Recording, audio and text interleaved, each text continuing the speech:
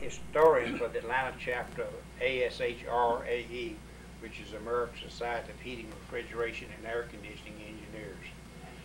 This afternoon, I'm talking to Mr. William J. McKinney, Sr., who is a recipient of the Atlanta chapter Industry Giants. And this afternoon, we're going to be discussing Mr. McKinney's experience in the heating and air conditioning business. Bill, glad to have you with us. Thank you. I guess we might as well start out when you were born. If I remember correctly, you were born in 1905. Born in April 29th, 1905. And I'm 91 years old. Be 91 years next Monday. Well, that's real good. Where were you born? In Mobile, Alabama. Good. Were you raised there then? Yeah, raised there until I went to Auburn. Went to Auburn University, huh? Yeah. Well, very good. Why'd you go to Auburn? Well, my brother went there, and it was a good engineering school, so I thought that would be a good place to go. You wanted an engineering education, Yeah, huh? I had to have an engineering education, I thought, to cope in the world. Very good. What kind of engineering did you take? I took electrical engineering. Oh, electrical, very good. Well, I understood that you were fairly active in sports there, too. Is that correct? Yeah, I played basketball for 3 years and was captain the final year. Very good. That was the Southeastern Conference. Southeastern Conference.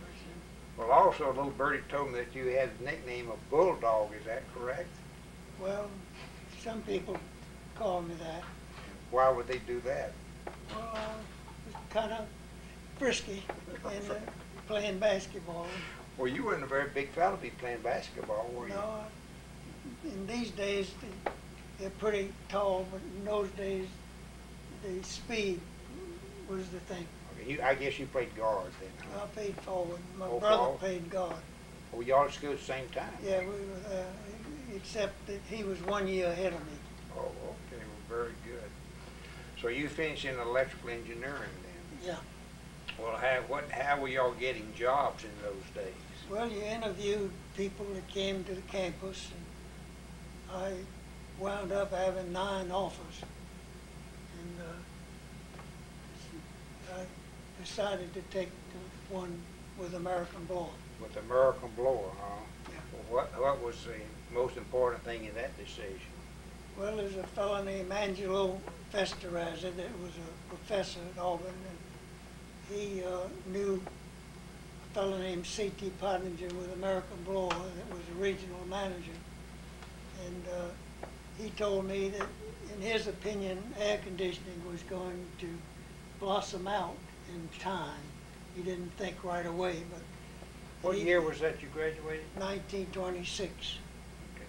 And so I acted on his recommendation and interviewed Mr. Pottinger and got the job for American Blower. Where was that, here in Atlanta or In Atlanta, and they sent me to Detroit for 6 months, and then I came back to Atlanta. Then I went to Chattanooga, and then to Birmingham, and then back to Atlanta. And in time, I got to be regional manager. Well, tell us a little bit about American Blower. What type of company was it? Was it in the air conditioning business then? Well, at that time, it wasn't in the air conditioning business because there wasn't any air conditioning much to be had. The first air conditioning job was that I know of was the Fox Theater, and that was done with American Blower air washers with steel pipe inside of the air washers, and the design was by Newcomb and Boyd, and they were at that time the only consulting engineer that I knew of in Atlanta. What year was that? That was about the same time that I went with American Blower. Oh, okay. Yeah, I think the Fox was built in 29 or 30, so it was pretty shortly after that. It was pretty close into about 1926 to 28. Oh, okay. Yeah, that's maybe when they put in the air conditioning. Because we had a chapter visit to there not so long ago. It took some Georgia Tech students over there to see, and those air washers were still there, and that big American Blower fan was still turning about 100 RPM, 120 RPM, I think. Well, what other type of air conditioning job were you doing before World War II? That was in the 30s, I guess. Well, after a while, the theaters, some of the larger theaters put in air conditioning, and places to eat like the S&W cafeteria on Peachtree Street put in air conditioning. But the Davis and Paxton job came along about that time. George Hightower did that job. He pretty well designed it and everything else, I think, and installed it and everything. You know, when we talk about air conditioning, I guess there are fans and coils and refrigeration machines and all. With American Blower, were you selling just part of the products, all the products, or who else was kind of in your business? Well, at that time, the main thing you sold was fans and coils. There wasn't very much cooling in the early days, but later the cooling came into being. But to start with, it was mainly fans, and people like Sturdivant and Buffalo Forge were the main competitors at that time. So you had fan companies in that, and there was Arifin was one of the coil manufacturers. How did they get involved in the business? Well, Arifin was one of the original thin tube type of coils. In the early days, they used cast iron for the heat exchangers. They call that Vento. It was made by American Radiator Company. And those were big, bulky things. But after the thin tube came into being, that made the things a lot more compressible. Compact. Compact. Yeah. Well, very good. Okay, so there wasn't too much air conditioning then before World War II. They were kind of spotty then. Not too much, just the restaurants mainly. And the smaller theaters put in fans with air washers and brought in about a minute air change in the space and blew it in with a lot of velocity through diffusers on each side of the stage, so that the air would more or less go over the bodies of the people and evaporate the moisture from their skin. And there wasn't too many theaters that went into air conditioning for quite a while.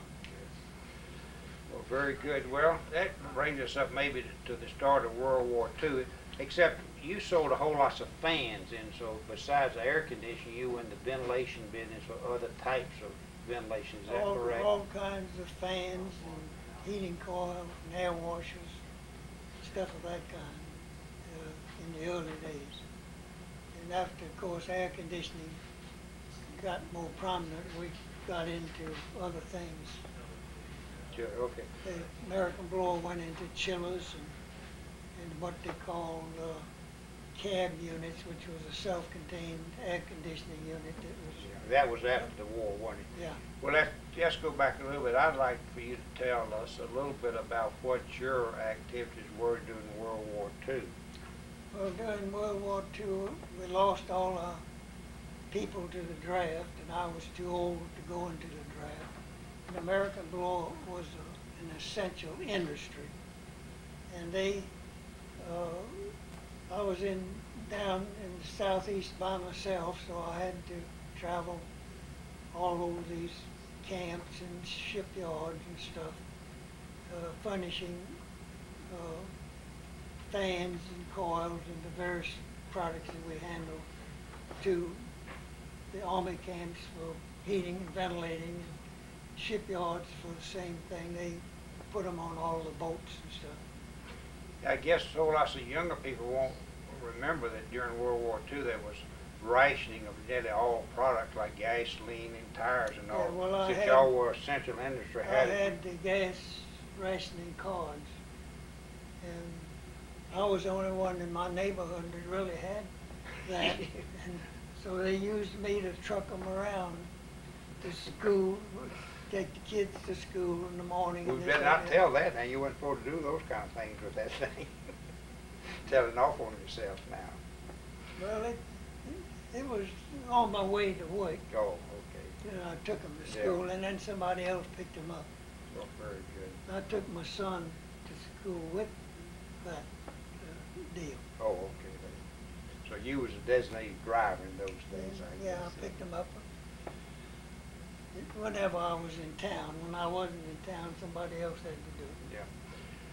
Well, I was, so then after, I believe I've heard, might go back a little bit before World War II, that when air conditioning was getting started, I understood that a group of y'all took it upon yourselves at Georgia Tech there wasn't any courses in air conditioning or ventilation, and also y'all took it upon yourselves to go and teach classes. Is that correct? Can you kind of tell me? We all formed a class, and there's a fellow named Newton Ebar that was a professor at Georgia Tech, and he more or less guided the class, but he let various ones of us get up and tell our experience of how these different systems work and stuff like that. Well, very good. Okay, well, that's interesting. So that was before World War II, then? Well, I don't know exactly when it was. I think I heard it was, yeah, because I'm a graduate of Georgia Tech after World War II, and I don't remember y'all being over there at that time. No, it was so before that it must time. have been a little bit. Tell me a little bit about do you remember that you were a charter member, I believe, of ASHRAE, which is American Society of Heating and Ventilating Engineers, and that was in 1937, I believe. Is that correct? I think it was about that time, 1934. In the mid-30s, huh? Yeah. And then you were president of the chapter in 46, I believe. Yeah, about 1946. Yes, okay. I remember that also, just as a sidelight, I finished Georgia Tech in 1949, and I went to work for Bill McKinney. Bill McKinney hired me for American Blowout of Georgia Tech.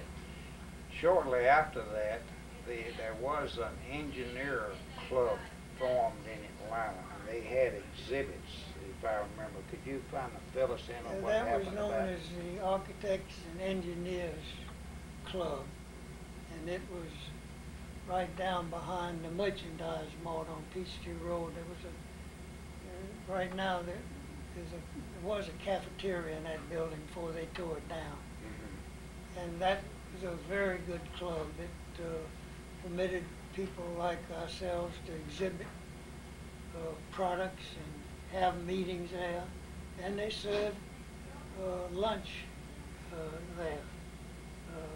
It was very good. They bought the building and everything. Well, what happened to it? Well, it seems as though they lost interest in it, some of them, and there's a fellow named Tommy Tucker that more or less headed that up, and he finally gave up on trying to run it, and so they sold it. Okay. But it would have been a wonderful thing to have continued to this day, in my opinion. That's what I thought too, yes. It would have been a good thing. Well, you're still active in ASHRAE. What do you think you sent your son to an engineering education? He now works for you, right? Is that correct? So you must think that engineering is still a good profession to be in, and air conditioning and heating is also important. It's excellent because it's grown so much. You've seen a whole lot of growth, I know, for sure. Well, back in the Depression, when I was with American Blower, 1 month I had more stuff returned than I sold. That wasn't good, was it? No. So now people don't think anything of getting $100,000 orders and stuff. Back in those days, a $500 order was real good. I forgot that. You remember what you went to work for when you went to work? $125 a month. That was real money back in those days. Back in those days, that was good money. Real good money. Yeah. That sure was. Well, do you have any thoughts to give to the younger people that are in this business of what they should do or how they should act? Well, they should get an engineering education and then get with some good outfit. In today's market, stability isn't as good as it was back in the old days. You know, that's interesting. Did you work for anyone else except for American No, Blower? I stayed with them 37 years. I had one job, and I stayed with them till they retired. Well, that is very unusual. They paid up my pension in 1964. Oh, okay. They were going to get out of the big air conditioning business and this, that, and the other. And they offered 5 of the regional managers' jobs, taking the branches on commissions. Oh, okay. And I took Atlanta, and 3 of the other fellows took Sacramento and Newark, New Jersey, and Jacksonville, Florida, and 2 of them retired. The American Blower offered us 3/4 of the budgeted expense as a draw, and gave us 2.5 years. If we made it, fine. If we didn't, they'd wash it out. And then they sold me all the furniture in the office for $575. So they made it attractive to But you. in today's market, that doesn't happen anymore. You were in the good days, weren't you? That was in the good days. Well, do Now, you, eventually, American Standard Industrial Division, which was the aftermath of American Blower, they finally went out of business. They gradually withdrew products and went out of the business. And then I took on other lines. are they out of business now? They're out of business now. Okay, so you saw them start, you saw them end. That's why they retired us. They were fixing to gradually withdraw products from the market. Very good. And now people like Sturdivant is gone. They're out of the business. The American Standard Industrial Division is gone. So now they're just air conditioning people and no fan people very much. Well, there's some Still fan some. people. Are there still?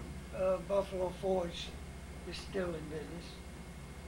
And there's people like Barry Blower that sells more or less fans. There's some Still other some, thing. I think it was kind of stupid for them to get out of the business, Yeah. but they didn't ask me. Very good.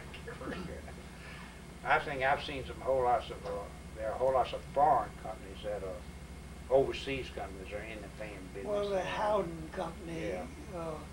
from England bought Sturdivant and bought the American Standard Oh, they Industrial did? Division. Oh, okay. And they are now still in the business.